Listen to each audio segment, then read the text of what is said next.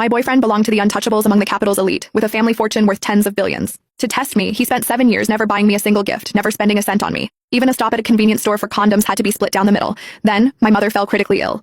I borrowed from every friend and relative I could, but I was still $2,000 short to cover the surgery fees.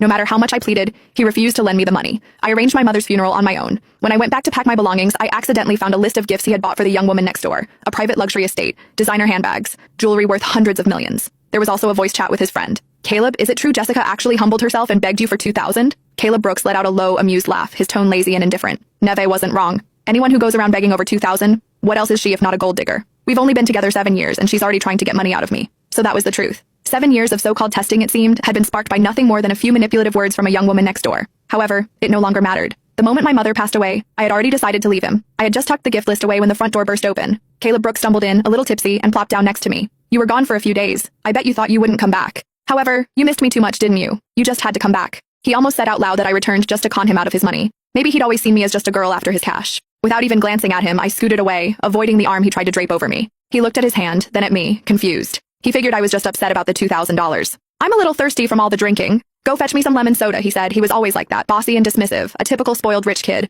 However, when he first pursued me 7 years ago, he pretended to be poor. He had me completely fooled. Jess, I've got nothing, and I can't promise you a future. However, we can work hard and make a good life together. I believed his honest face back then and agreed. I needed money, but I could get by on my own hard work. I was touched by his promise to work hard together. However, the longer we were together, the more I realized that he was not like everyone else. He would turn his nose up at anything cheap. He would make me do things that he could easily do himself. It all clicked when I saw him step out of a fancy car and into a swanky club, treated like a star. That was when I knew our relationship was built on lies. He was always afraid that I was just after his money. Caleb spoke up again, snapping me back to the present. If you need money in the future, just ask me. Don't use your mom's sickness as an excuse. You're not scared of getting what's coming to you, huh? His words seemed so silly to me now. I looked up at him with an icy stare. Would you actually give me the money if I asked? He paused, looking unsure for a moment. However then, as if proving a point, he gave me a mocking glance. Neve was right. You're only with me for my cash.